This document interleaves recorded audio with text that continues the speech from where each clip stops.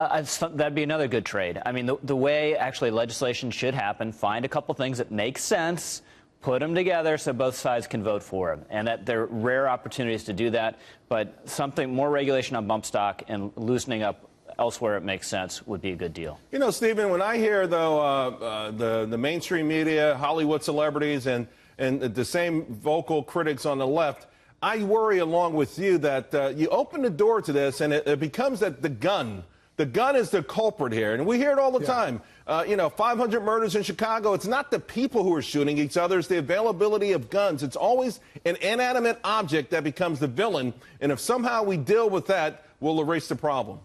Yeah, to politicize it, it's just, like I said, it's atrocious. You cannot legislate against crazy. And that's exactly what we have here. You can't plan against crazy. What you can do is you can train to react to crazy, and that's what the Las Vegas Police Department and the men and women and first responders did in this case. So it's a tragic event, but at the end of the day, it's not the gun, it's the person pointing it and shooting it that's the problem that needs to be addressed. And anything else is just politics as usual. And almost all, Charles, the proposals you hear in the wake of an incident like this have nothing to do with stopping the incident. Universal background checks. Well, this shooter passed background checks because he didn't have a criminal record and he wasn't adjudicated for mental illness in any way. When Hillary Clinton brought up suppressors and, wow, if those were more widely available, people wouldn't have been able to hear the gunfire, showed the complete ignorance that she has and most gun control advocates have on the issue of firearms. If this goes through and it does open the door, what do you think would be next, Rich? For instance, mental health checks, some sort of universal list. Is there another area of quote-unquote compromise out there? And because, again, I think this is a legitimate concern because there's been a major effort to repeal or certainly hamper the Second Amendment. I doubt there'd be anything else. I think Republicans have proven they're pretty stalwart on this issue, and if they're not, the NRA will be there, and it's not that it buys people off the way liberals accuse it of.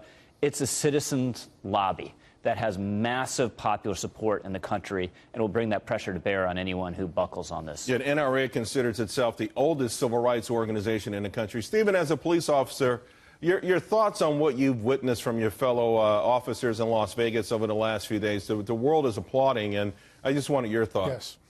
They should be applauding.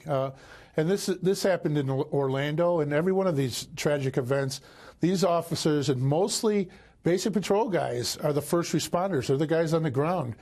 We have elite groups of SWAT units and things like that, but most of the time when these things happen, it's the guy on the ground, the basic patrol guy that's responding, and they did a heroic job to get up to that room and divert this crazy person's attention away from what he was trying to do.